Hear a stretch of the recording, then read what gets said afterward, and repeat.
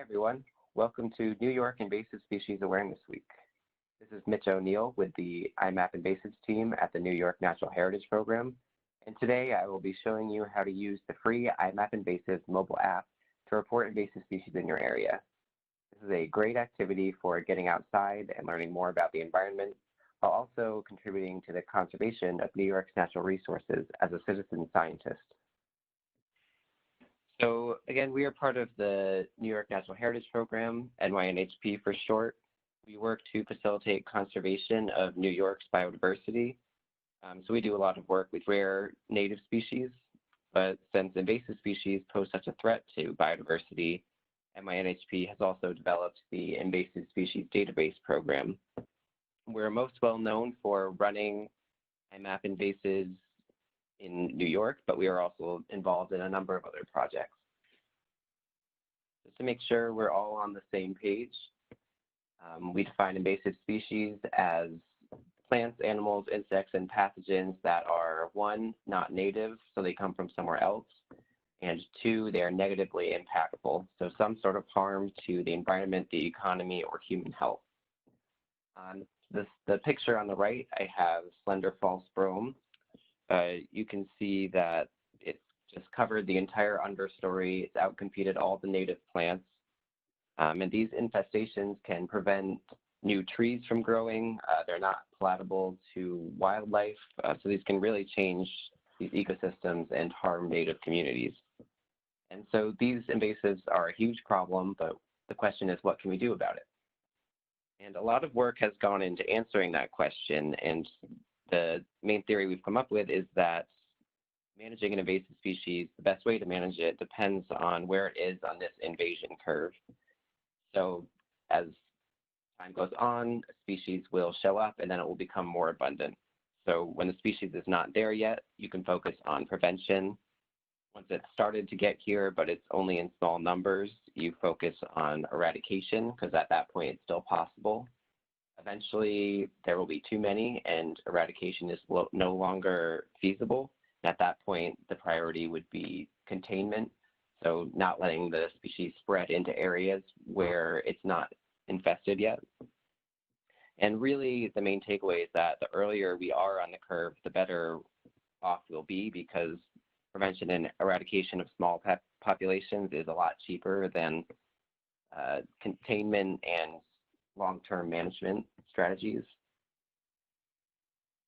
And so in order to figure out how to address an invasive species, we need to understand its current distribution to see which strategy will be the best one. And we also have to be proactive and keep our eyes out for invasives that might not even be here yet, or they're only here in small numbers.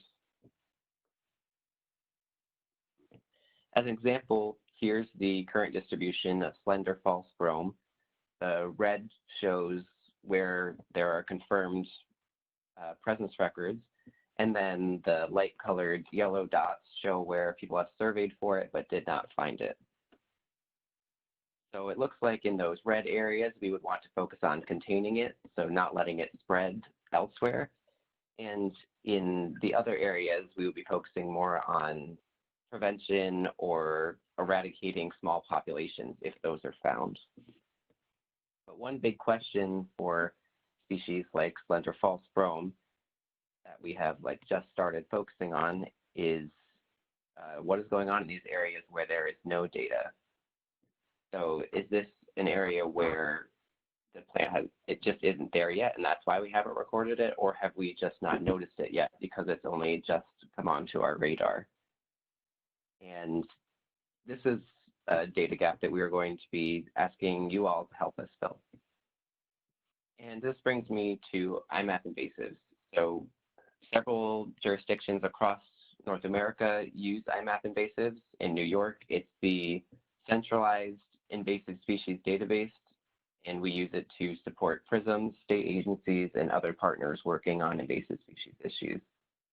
So you can use iMap to show species distributions and reports. We have email alerts to professionals on key species so that they'll know when a new species is found in the region. And we also offer web map services and ways to track and track your control efforts and the results of those control efforts. As I just mentioned, PRISMs, those are partnerships for regional invasive species management.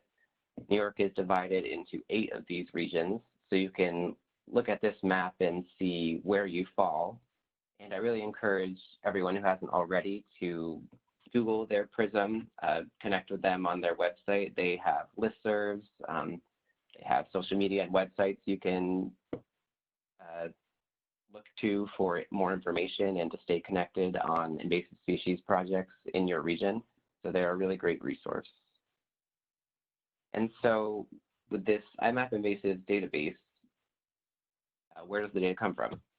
So we started with uploads of existing data from partner organizations, including agencies, nonprofits, museums, and these provided a really great snapshot of what invasive species distributions looked like at that time. But the thing with invasive species distributions is that they're always shifting. So we really need continuous data entry. And since at iMap, we focus on maintaining the database, and New York is such a huge state, so it's hard to have any one entity survey the entire state. We really rely on community scientists and professionals all across the state to help us maintain and add data to this database. This is why we've made the iMap mobile app, so you can record invasives and take pictures that experts can then confirm after the fact, so that we can provide this high-quality, comprehensive database of invasives in New York. So we really value everyone who's on this call, because New York State really relies on you and benefits from the volunteer work you do with looking for and reporting invasive species. So for today's agenda, first I am going to give a iMapInvasives training. So by the end of this webinar, anyone who's interested should be able to log into their iMapInvasives account, and they should be able to report a record on the iMap mobile app. And before I dive into using iMap, I want to make sure we all understand the distinction between the mobile app and the online web application. So the mobile app is where you can record invasive species in the field, and you get that from the App Store. And then the online web application, you access that through a browser. You can be on your computer or your phone or another device, and that's where you can look at and download all the data at iMapInvasives.natureserve.org. And we recommend using Chrome or Firefox, or if you're on an iPhone, then use Safari. And this is where we'll start with the training, because this is how you set up your account. So it's pretty easy. You just go to NYIMapInvasives.org and hit the login to get to this iMapInvasives.natureserve.org. And you'll see 2 different places where you can enter information. So if you already have an account, you log in at the top with your information. If you haven't signed in a while, you might have to do this forgot password, especially if it was last spring or even earlier, since we did an update to the database. And then if you don't have an account, you can sign up here. So you enter your information, and you pick New York for your jurisdiction. And then this will send an email to your email. And there will be a link in that email where you can access the user agreement, and once you read that and accept it, you'll be all ready to log in to iMap. And I also just want to mention that if anyone doesn't have their account yet, please feel free to follow along here. So when you log in, it looks like this. There's always a message for updates to the database or updates to the website. And once you have yourself all up to date there, you can close that out. And I'll just give you a brief orientation of where everything is on the site. So there's this main menu on the top left. There's this navigation tools on the left side. Action tools on the top. So here you can filter records for, you could put your own name in to see where all of your records are. You could filter on certain species. And this is also where you can export data or species lists. And then on the right side, we have these geographic layers. So this is how you control what you're seeing on the map. So you can choose between present points or not detected points, etc. And so now anyone should be all set up with their iMap account. So now we can switch to the mobile app. And again, anyone can follow along. My hope is that you'll all be able to submit a test record to make sure the app is functioning today. So you go to your app store, either the Apple App Store or Google Play, and you download this iMapInvasives mobile app.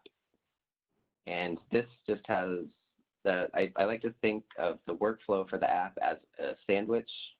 So for the first step, you need connectivity to set up the app, but then you're all set to go out into the field without connectivity. But for the third step, for the bottom slice of bread, you need connectivity again to be able to upload the data to the database. And I'm going to start at this account setup. So when you open up your app, it'll either bring you to this green screen or it will bring you straight to this preferences. If it brings you to the green screen, then you just have to click on the menu on the top left and then go into preferences. And so you put in your email and passwords from the account you just made, and then you hit this retrieve list button, and you should get this successful message that it has retrieved your list successfully. If you don't get this message, just try retyping your username and password. Make sure you're able to log in on the online if it's still not working. And one tip is that sometimes phones add in a space after the password because they think you're writing a sentence.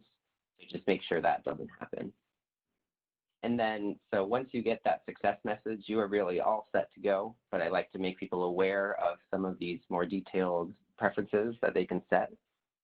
I usually, I set mine to common species because that's easier for me to identify species by. And then there's this customized species list. So this is really useful because there are tons and tons of species on the list. So this saves you from having to scroll through species when you are using the app. So you can add some species you're interested in. And I also have fake species on here because we use that for testing. And the rest of the defaults are usually fine. And you can also enter your default projects if you want to set those. If you don't see any projects, that's because the order is very important. So you have to go back to your account and join the organization or project. And once you know that you are a member of that organization, you select retrieve iMap lists again to sort of refresh your app. And then you will be able to set your organization and projects to default. And of course, save your changes. All right, so at this point, everyone's app should be all set up. And we are now able to go out into the field without connectivity to record species. You can also do this just wherever you're sitting right now without leaving connectivity, and it will also work. So you click this Add Observation button on the green screen. I'm going to ask everyone to follow along, and you can enter a fake species with me if you haven't done so before. You click that Add Observation button, and it brings you to this screen where you can take a picture. You can enable or disable your custom species list. You select the species, so everyone can select fake species. And you select whether you detected the species or not. And then as you scroll down, it will show you a map. And I'll note that this might be blank if you are outside of connectivity. But the way to tell whether it's working is the coordinates. So there's a location box, and it has some coordinates in there. If you have 0, 0, that means you need to make sure GPS is enabled on your device. But if it's displaying a nice long number like it is in this picture, then you are all set even if the map is blank. And your default projects will show up. You can feel free to change those. And there's also this option to enter the time you search for invasive species. That's optional. So if you were just walking down a trail and you happen to find one, you can leave this blank. This is really for if you're doing some sort of formal survey. And if you have any more comments, you can feel free to enter those there. And save your changes.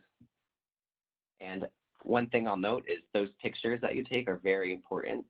So good pictures are essential because this is how our experts can confirm data so that it can actually be used by New York State.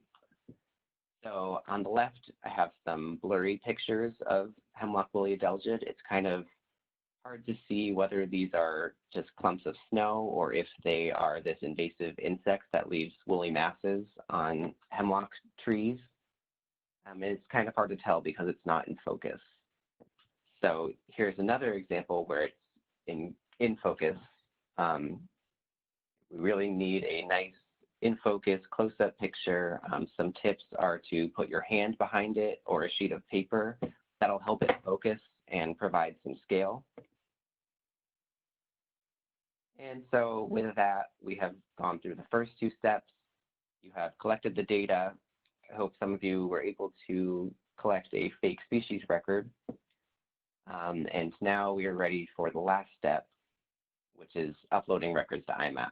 So if you had gone out into the field, you would need to come back to connectivity to be able to upload these records to the online database.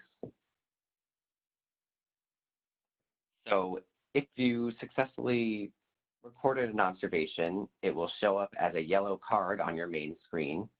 There's a little pencil icon if you want to go in and edit or double check details. And if you're ready to submit it, you can check this box here and then go up to the menu and select Upload Selected. And it will ask you if you are sure. So when you press OK, it will upload the database and your screen will be green. So the way you can tell whether you've uploaded your record or not is if it's still there. So if it's a yellow card on your screen, that means it's still on your device and it has not been uploaded to the database. If your screen is blank and green, that means all of your records have been submitted. One thing I'd like to mention is that at my first training, my card was red and it wouldn't let me submit it. And so that actually happens if you forgot to select a species. So I just had to go into that edit button, add in the fake species, and then my card was yellow and I was able to upload it. And if there are any questions, please enter them into the chat box. And at this point, the data is no longer on the phone. So if you want to view it, you can go to the online web application. Some things that you can do online is use the filter tool. You can filter for yourself. If we have time, I'll filter on fake species. So you'll see all of your records pop up across the street. And you can also use some other tools like exporting data, exporting species lists by geography, and adding distribution maps. And again, make sure you're using these recommended browsers. And I did have to go through that somewhat quickly, so please ask questions in the chat box and we'll go over some of them at the end. But also feel free to look at these resources we have online. So we have the NYIMapInvasives.org website. We have the New York IMAP help desk, so that email goes to me. And we have iMapInvasives, the network also has their own website with some help resources. Thank you for tuning in, everyone. I hope you can all enjoy some time outdoors exploring your area for invasive species and also contributing to New York's invasive species database as citizen scientists. I hope you enjoy the rest of New York Invasive Species Awareness Week.